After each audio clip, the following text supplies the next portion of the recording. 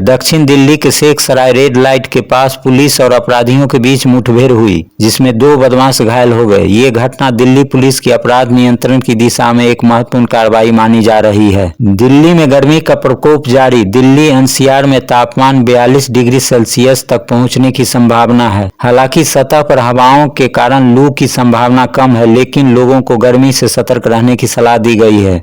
दिल्ली में सोने चांदी के दामों में वृद्धि। दिल्ली में 24 कैरेट सोने की कीमत बढ़कर 96,747 प्रति 10 ग्राम हो गई है, जबकि चांदी का दाम 1,09,80 रुपये प्रति किलोग्राम तक पहुंच गया है। यह वृद्धि वैश्विक बाजार में कीमती धातुओं की कीमत में उतार चढ़ाव के कारण हुआ है। दिल्ली में जल संकट का उच्च स्तरीय बैठक। दिल्ली में जल संकट के समाधान के लिए सुप्रीम कोर्ट के आदेश पर आज अपर यमुना रिवर्स बोर्ड की आपात बैठक आयोजित की गई। बैठक का उद्देश्य दिल्ली को हरियाणा से अतिरिक्त जल आपूर्ति सुनिश्चित कराना है। एयर इंडिया की नई अंतर्राष्ट्रीय उड़ान। एयर इंडिया ने घोषणा की है कि 1 अक्टूबर से दिल्ली और मनीला के बीच नॉन स्टॉप उड़ानें शुरू की जाएगी। यह कदम दोनों देशों के बीच व्यापार और पर्यटन को बढ़ावा देने के उद्देश्य से उठाया गया है। गया में 11 माह की बच्ची से दुष्कर्म, आरोपी चचेरा मामा गिरफ्तार। गया जिले में एक 11 महीने की बच्ची के साथ उसके चचेरे मामा द्वारा दुष्कर्म का मामला सामने आया है। आरोपी ने बच्ची को घुमाने के बहाने ले जाकर वारदात को अंजाम दिया। बच्ची की हालत गंभीर है, उसे मगध मेडिकल कॉलेज अस्पताल में भर्ती कराया गया है। बिहार बोर्ड इंटरमीडिएट प्रवेश 2025 की पहली मेरिट सूची जारी। बिहार विद्यालय परीक्षा समिति ने इंटरमीडिएट सत्र 2025 से 27 के लिए पोर्टल पर पहली मेरिट सूची जारी कर दी है। चयनित छात्र 10 जून तक संबंधित विद्यालयों में नामांकन करा सकते हैं। बिहार में मौसम का मिजाज बदला, कई जिलों में बारिश और आंधी की चेतावनी। मौसम विभाग ने बिहार के कई जिलों में आंधी और बारिश की चेतावनी जारी की है। पटना, अररिया, किशनगंज, मधेपुरा, सुपौल, पूर्णिया, कटिहार और सहरसा में येलो अलर्ट घोषित किया गया है। प्रशांत किशोर का लालू प्रसाद यादव पर निशाना। राजनीतिक रणनीतिकार प्रशांत किशोर ने राजद प्रमुख लालू प्रसाद यादव पर निशाना साधते हुए कहा है कि उनके बेटे ने कक्षा 9 भी पास नहीं की है,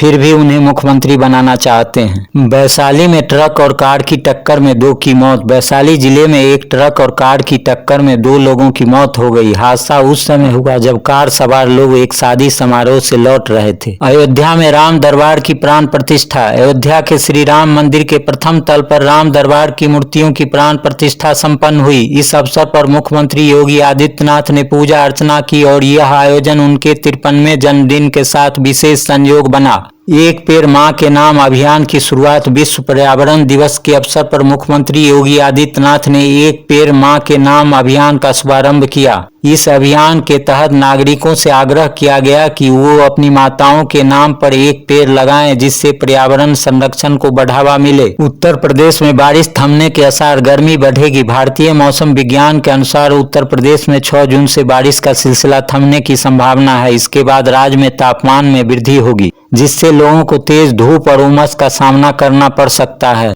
उत्तर प्रदेश के सर्प मित्र मुरली वाले हौसला को कोबरा ने काटा। उत्तर प्रदेश के सर्प मित्र मुरली वाले हौसला, जिन्होंने अब तक 8,000 से अधिक सांपों को बचाया, उनको कोबरा ने काट लिया है। फिलहाल उनका इलाज चल रहा है। उत्तर प्रदेश में 500 नई ग्राम पंचायतों का गठन। आगामी पंचायत चुनावों की तैयारी के तहत उत्तर प्रदेश सरकार ने 500 नई ग्राम पंचायतों और 75 नए विकास खंडों के गठन की योजना बनाई है। इससे स्थानीय शासन में भागीदारी बढ़ेगी और विकास कार्यों में तेजी आएगी। आदिवासी धार्मिक स्थलों की सुरक्षा को लेकर झारखंड बंद। आदिवासी धार्मिक स्थलों की सुरक्षा की मांग को लेकर राज्यव्यापी बंद का आयोजन किया गया है, जिसमें सामान्य जनजीवन प्रभावित हुआ। कई स्थानों पर सड़कों को अवरुद्ध किया गया और यातायात बाधित हुआ। कैबिनेट ने गिग वर्कर्स कल्याण के लिए नया विधेयक पारित किया। झारखंड सरकार ने ऑनलाइन प्लेटफॉर्म से जुड़े गिग वर्कर्स के लिए झारखंड प्लेटफॉर्म आधारित गिग वर्कर्स पंजीकरण और कल्याण विधेयक 2025 को मंजूरी दी।